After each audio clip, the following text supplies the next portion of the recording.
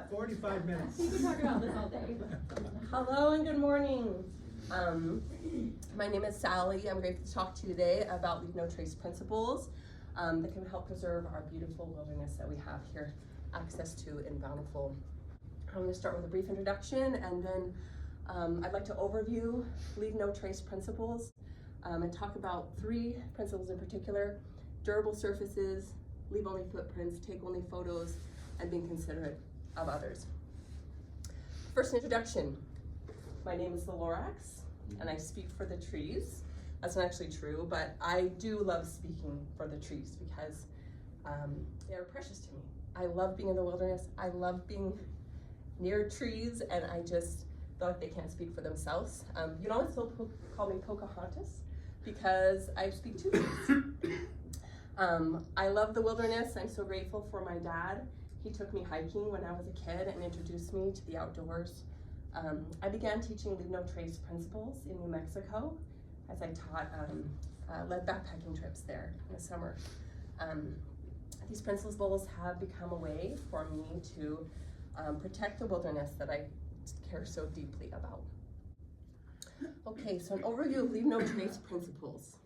Oh gosh. The first one. I have a dog, and I am sorry for all the people who do I that. thought those were trail markers. So irritating. So we don't get lost.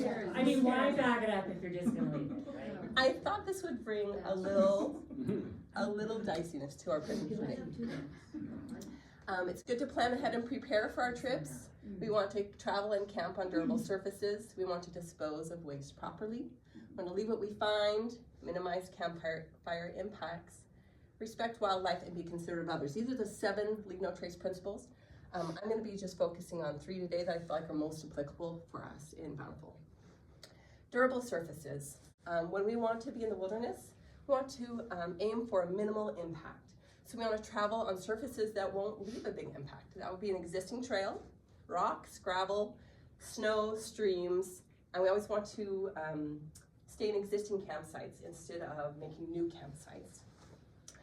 When you go out into the wilderness, plan to get muddy and wear shoes that can get muddy, because the most important thing is for us to stay on an established trail, because every time we walk around a trail, the trail just gets wider and wider and wider. So we want to walk right through that mud puddle, and I know a lot of times I see people on the trail and they're wearing these brand new Nikes, and I'm like, don't do it, because then you're gonna do this. We want to be especially aware of sensitive areas. That would be areas under like a canopy where the sun doesn't get to very often. We want to stay on the trail and avoid areas that would be sensitive, and always avoid creating a new campsite. We want to take only photos and leave only footprints. There's so many wonderful things to see in the wilderness, but it's not ours. Nothing there is ours to take. We're visitors there, and we want to, we're going to someone else's house and take something. We never take something from the wilderness because it's actually not ours. When my kids find a rock and they want to take it, even like, Mom, this rock is so cool, I say, leave it where you found it, then the next person will be able to see it too. That's a great thing about our smartphones. You can take lots of pictures. I find a smartphone never does justice to what I see in the wilderness, so I just keep it here in my heart. We only want to leave footprints. I know you have found a lot of these on the trail, as I have. I always try to keep a bag in my pocket when I go hiking so I can stash things, and I'm amazed at how much I find, actually. The last point I want to bring up is the idea of being considerate of others. The wilderness is a beautiful place to be, and so let's be nice there. So we have happy feelings.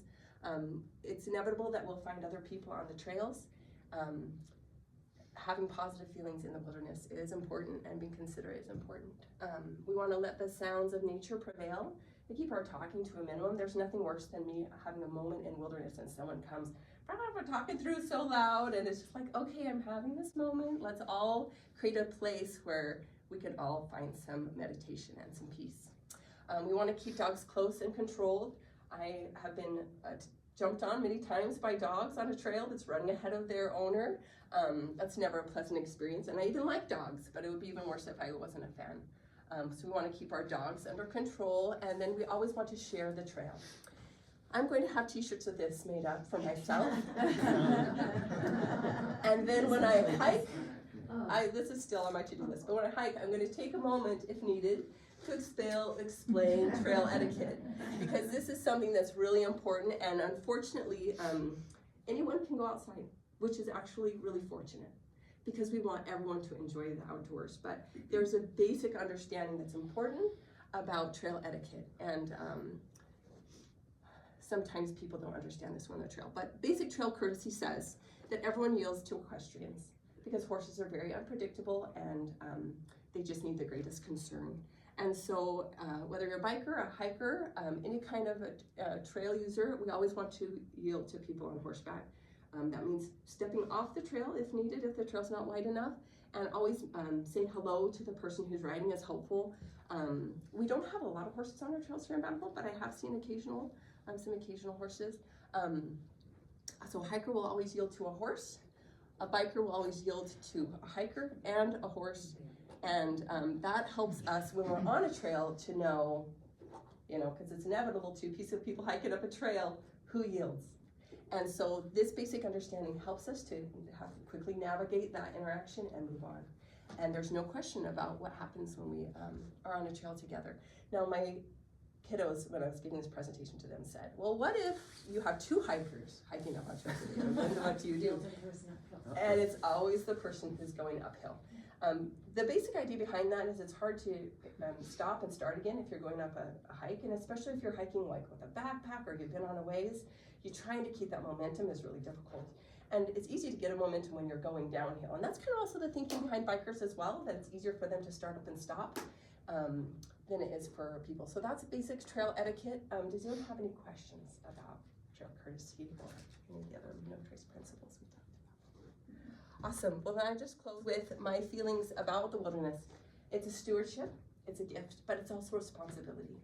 And with that gift, we have a responsibility to treat it with care and be wise stewards over this gift. I believe no trace principles were started in the 90s as a response to some serious damage that was happening in our wilderness to users that were going there. And so it's an effort for us just to be really mindful when we're in the wilderness that it's a gift and it is our opportunity to use it wisely.